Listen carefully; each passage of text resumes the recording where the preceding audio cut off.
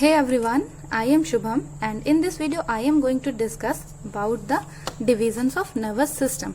So we all are aware about nervous system. So here I am going to make a flow chart for the division of nervous system. So the nervous system. So here I am going to give a small introduction about nervous system. So nervous system होता क्या है? Nervous system जब भी हमारे कहीं nervous system आए ना तो आप समझ लेना कि ये ब्रेन से रिलेटेड है. ओके और ये कंट्रोल करता है हमारी बॉडी को, बॉडी के फंक्शंस को, और ये हमारा चीफ कंट्रोलिंग और कोऑर्डिनेशन सिस्टम है. ठीक है, और यही नर्वस सिस्टम रिस्पॉन्सिबल होता है हमारे जजमेंट, इंटेलिजेंस, मेमोरी, इन सब के लिए.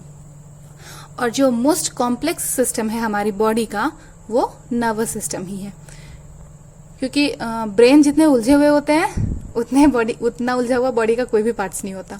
So the most complex system is the nervous system.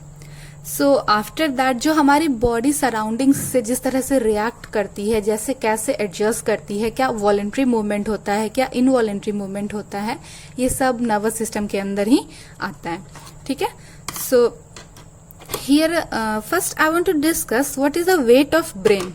So brain का वेट कितना होता है? ब्रेन का जो वेट होता है वो होता है एक्चुअल वेट. अगर हम बिना उसको ब्रेन हमारा सीएसएफ में फ्लोट करता है, सेरेब्रोस्पाइनल फ्लूइड में. ठीक है, बट अगर हम अपने ब्रेन को सीएसएफ से बाहर निकाल दे, अपने नहीं, ब्रेन को इन जनरल सीएसएफ से बाहर निकाल के रखे, तो इसका वेट होता है 1500 ग्राम, अप्रॉक्स 1.5 kg. ठीक है, बट ये अगर आपके सर पे 1.5 kg कंटिन्यू हमेशा रखा रहे तो आपको कितना हेवी फील होगा, लेकिन हमें ऐसा फील होता नहीं है. क्यों नहीं होता है?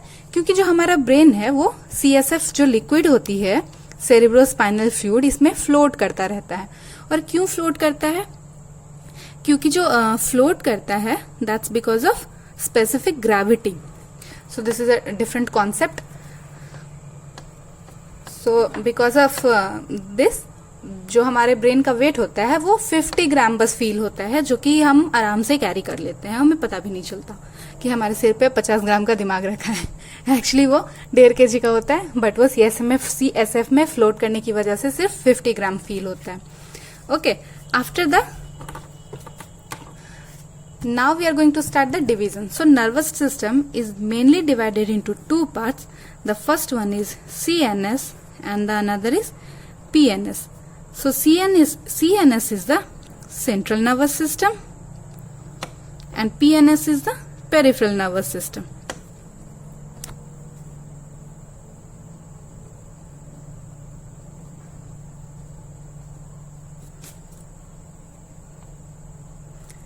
So जो है हमारा ये सेंट्रल नर्वस सिस्टम, इसके नाम में सेंट्रल आ रहा है ना, तो हमारी बॉडी का सेंटर पार्ट जो मतलब कि सेंट्रल नर्वस सिस्टम का जो सेंटर पार्ट है वो क्या क्या है? तो वो है ब्रेन और स्पाइनल कॉर्ड. तो इसमें क्या इंक्लूड हो जाएगा?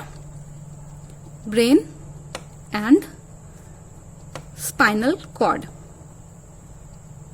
ओके, अब हमारा पेरिफेरल नर्वस सिस्टम का डिवीजन आता है. तो इसमें जो डिवीजन होता है, इसका ये फ्लो चार्ट मैं बना रही हूं. आप इस फ्लो चार्ट को जब भी डिवीजन के बारे में पूछे तो आप अपने एग्जाम में बना सकते हैं. एग्जाम में अगर आप ये फ्लो चार्ट बना देते हैं तो आपको आपके टीचर्स को जो भी आपका कॉपी चेक करेंगे उन्हें लगेगा कि हाँ आपने स्टडीज की है, क्योंकि आप इसे एक समझो तो एक कंसाइज फॉर्म में बना रहे हो ना.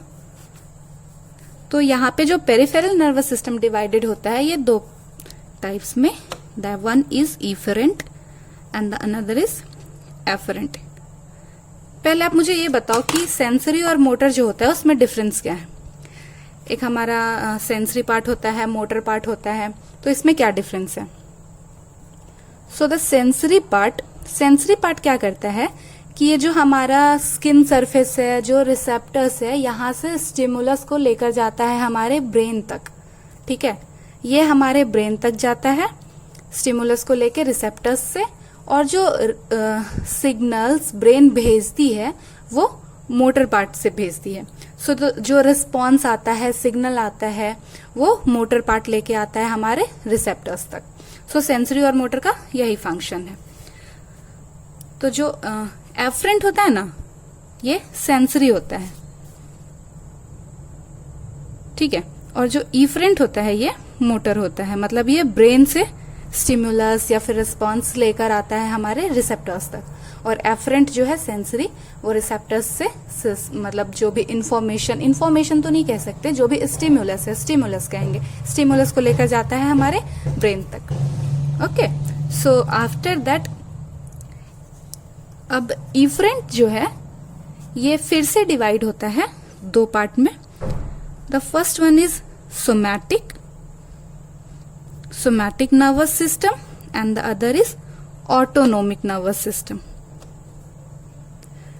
सो जो अब हमारा सोमैटिक नर्वस सिस्टम और ऑटोनोमिक नर्वस सिस्टम है, ये क्या कंट्रोल करता है? तो जो हमारा सोमैटिक नर्वस सिस्टम है ये कंट्रोल करता है स्केलेटल मसल को, control or skeletal muscle. Skeletal muscle, अब हम जिम जाके जो मसल बनाते हैं that is skeletal muscle, means जो हमारे बोन से अटैच्ड होती है डायरेक्टली। बोन से तो सारी मसल्स होती है अटैच, जैसे कि बाइसेप्स ले लो, यहाँ सब पे जो हैंड पे मसल हैं, बाइसेप्स, ट्राइसेप्स, क्वाड्रिसेप्स, हैमस्ट्रिंग, ये सब स्केलेटल मसल है हमारी। और ऑटोनोमिक नर्वस सिस्टम क्या कंट्रोल करती है? तो ये जो हार्ट की मसल होती है, जो हमारा बाकी रेस्ट होता है ना, स्मूथ मसल, हार्ट की मसल, और जो हमारा ग्लैंड होता है, ब्लड वेसल्स होता है, उन सबको ये ऑटोनोमिक नर्वस सिस्टम कंट्रोल करती है। So it control heart, smooth muscle और ग्लैंड्स और ब्लड वेसल्स। ठीक है, तो ये था एक डिवीजन। और अब फर्दर ऑटोनोमिक नर्वस सिस्टम ये डिवाइड हो जाती है आपकी सिंपैथेटिक एंड पैरासिम्पैथेटिक में। Sympathetic and the another one is parasympathetic. So this is the proper divisions of nervous system. So this is the table. अगर आप ये टेबल कंप्लीट बना देते हो ना, तो आपको अगर 5 मार्क्स का क्वेश्चन है, ये टेबल बना के आप थोड़ा थोड़ा एक्सप्लेन कर देते हो, थोड़ी सी थ्योरी भी लिख देते हो, और साथ में अगर ये टेबल बना देते हो तो इस टेबल से आपको फुल मार्क्स मिल सकते हैं। तो यही टेबल, चार्ट, ये सब ना आई कैचिंग होते हैं, मीन्स के एग्जाम में डायग्राम्स ये सब ज्यादा इंपॉर्टेंट होते हैं, मैटर करते हैं।